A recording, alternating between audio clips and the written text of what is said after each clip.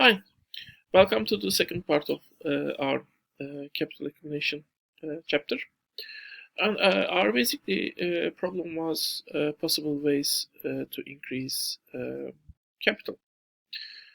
And well, the main point here is our company is willing to increase its production scale, produce more, uh, sell more, and as a result, get more profit out of it. And it, it's willing to use its profit to produce more of the same thing. Uh, but uh, well, here the company had three different methods, and he was willing to use those methods. Uh, well, here we should note that one constraint that our company is likely to feel is the limits of V. Here we have large V. That's the variable capital in the whole economic system. The main point is the variable capital in the whole economic system is limited. It is just equal to the number of people who are willing to sell their labor force. That might include the people who are right now dependent and not in the labor force also, but they are still in the B according to Marxian sense if they would work when a suitable option will come to them. If economy expands and needs them, they can draw them. That's why they are still in the reserve labor force. They are usable. That amount V is fixed. That's the available labor force, the people who are working plus the reserve army, by the way. And total number of hours they are working. Well, Marx has a big discussion on the increasing the time the workers are working, basically. And basically, you can increase the V if the number of people who are likely to work will increase, and which you can do in the long run. Maybe population increase might be an option, although, of course, in that case, you need more food to sustain that population also, so some more resources. In that case, natural resources might create a problem maybe. But in addition to that, that long run might be waiting long run might be a problem. Alternatively, you might include the non-traditional segments of the society who are not working into the workforce: women, handicapped people, children, if possible, elderly people, students. To some extent, actually, all groups, not small children, but relatively more large, more grown-up children, may be included in the developed countries in the labor force, basically. And maybe you can make use of the foreign labor force. Maybe you can get people, villagers, people who are living in villages into the labor force.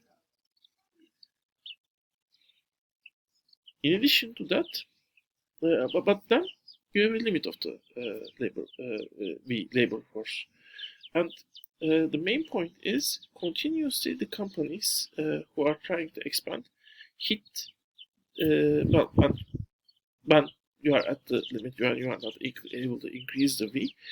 The main point is the only thing that is that you can employ is the reserve labor force.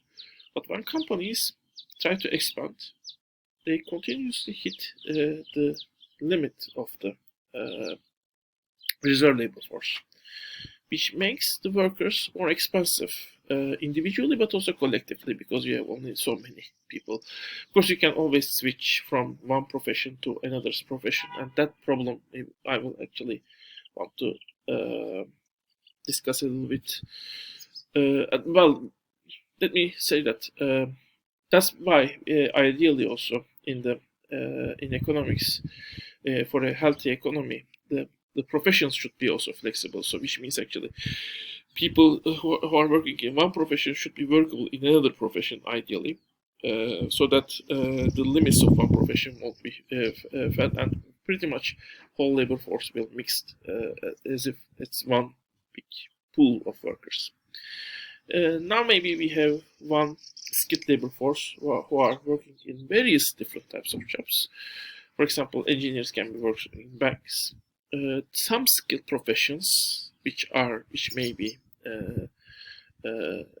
are close to other, let's say, workers, and another pool of unskilled labor force maybe. But since number of people are limited, you might hit very well the limits of the both skilled and unskilled labor force. Then you can, and at those moments, you can switch to C, constant capital. Well, is constant capital limitless? Not necessarily. Well, natural resources they have their limits, and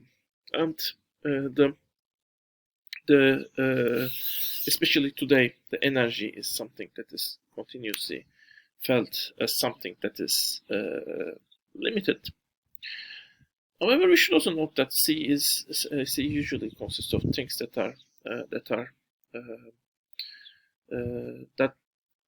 have different characteristics. They can be machinery, they can be, as I said, energy, it can be inputs, it can be chemicals, it can be a machine. And whatever it is, the company who is hit to the worker constraint, the company which is not able to find new workers, and if they want to expand, they will be open to new techniques where they use more inputs with the same amount of workers and make them more productive. And because C is limitless, well, a significant amount of C can be increased when there is a demand from, for example, a sector. That doesn't necessarily increase the price of C as much as when there is a high demand of workers by, let's say,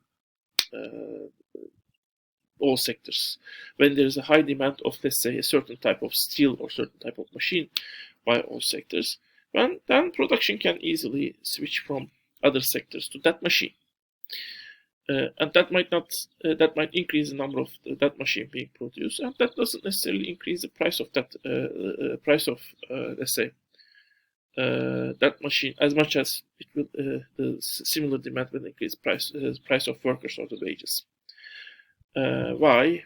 Because basically the increase in the production of that machine can go much faster. Maybe in 1 2 years you need to build factories, but still it is much faster than having new workers who will join to the labor force, which might take maybe 20 years, maybe 25 years in full sense. Especially if you are thinking about the skilled workers, basically. And maybe it might be even shorter if there is a high demand to build the factories and basically produce necessary resources. Or when you need a certain type of agricultural output, which might maybe make production easier, faster, I don't know, because that kind of agricultural product is easy to process, maybe, I don't know. And you might also basically, when the company is in crisis, they might basically let certain processes, certain services be done by some small firms who specialize in doing those services. So basically, certain processes that were previously done by the factory might be done by other companies, which might be sold to that company as C, non-labor inputs. So all of these things are the reasons why C might increase more than B. And in the mechanization chapter, basically, Marx discussed this a lot, why the companies are willing to the all examples that are given of the companies that increase the non-labor inputs, that replace the workers with the non-labor inputs, basically. But we might also think about the later examples of how constant capital is replaced by the variable capital, and the amount of constant capital in the economic system increases.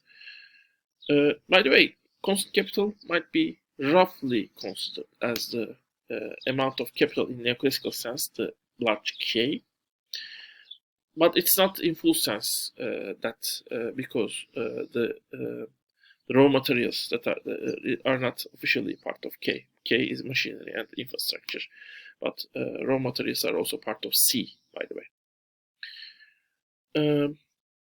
So there are always some cheaper types of C, but V as a whole is usually hit and frequently hit to its boundaries, limits.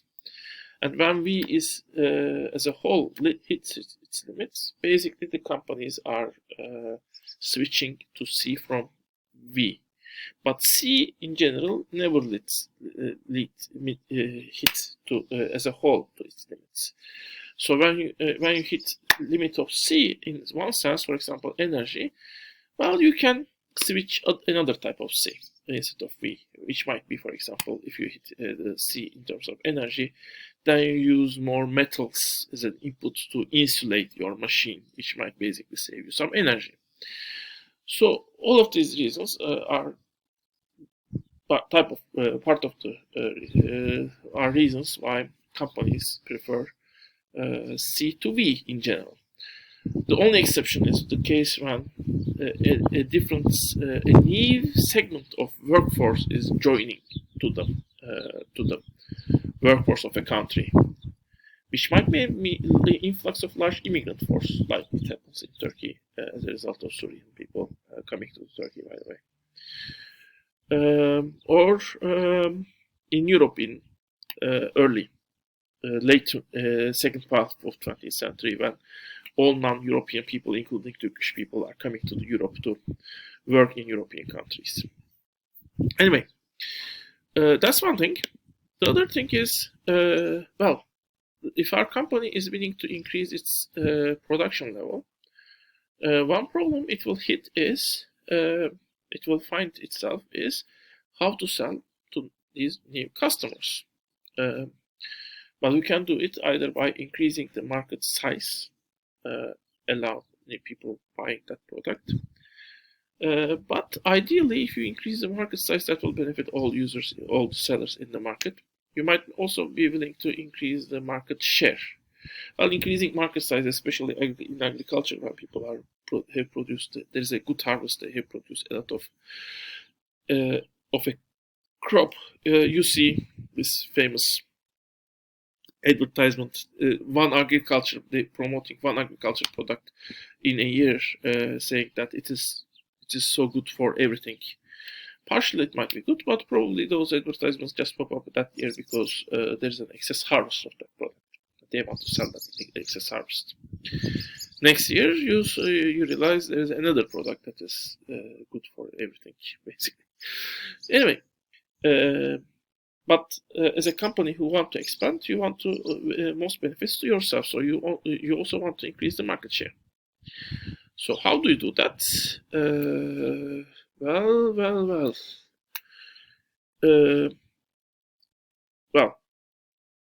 You need to have one advantage against your competitors, and that advantage could be, producing a better product. You might try, but the consumers might not like your product necessarily. Whatever advantage you create, they might not think it's worth to change their product. But if you can produce the same product for a cheaper price, that could be something that will catch the consumers.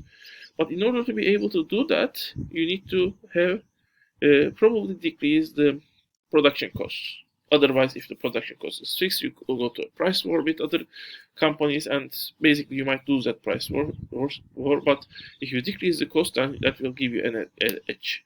So ideally, you want an advantage against the other companies to basically outcompete them. Anyway, this is the end of this part. We are coming to next to our 15 minutes. See you in the next part.